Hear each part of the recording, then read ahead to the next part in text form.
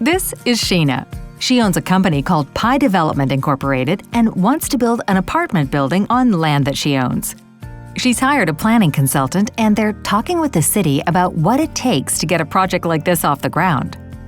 First, city staff help Sheena and her consultant understand how the community wants to see the area evolve. This vision is found in our official plan. Sheena decides to move ahead and she submits the required development applications and posts a sign on the property, telling neighbors about the policy and zoning changes she wants to support her proposal. The law requires the city to consider requests to change zoning and the official plan. City planners receive, review, and make recommendations to approve or refuse applications made by any property owner, whether they are a homeowner or a developer. Several city staff will help Sheena throughout her project's application stages by providing information on the process, existing policies, bylaws, and guidelines.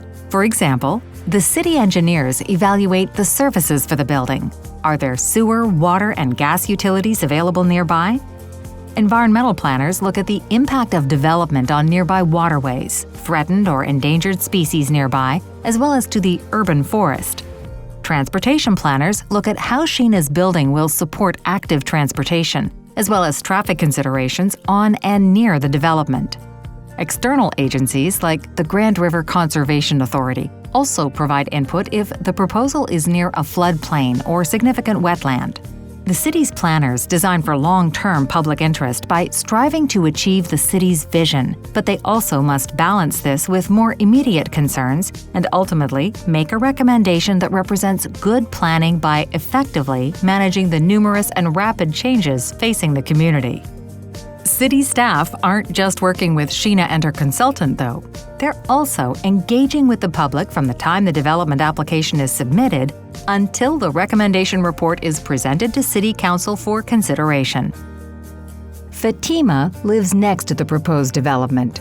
She and her neighbors received a postcard in the mail from city staff with information related to Sheena's proposal and where to find more information on the city's website. Fatima's not against the proposal, but she wants to know how it will impact her property.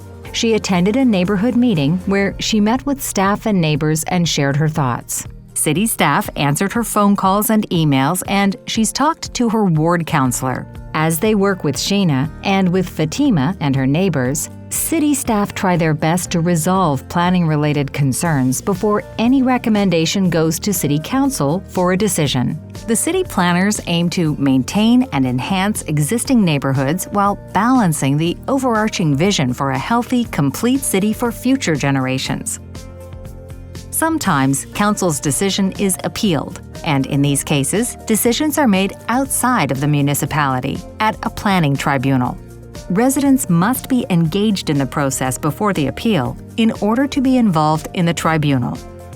In this example, council approved Sheena's building and there were no appeals.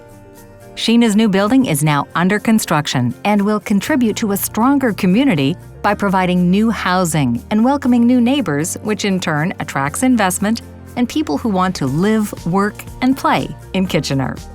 The more we know, the better we grow. For more information, visit kitchener.ca/planning.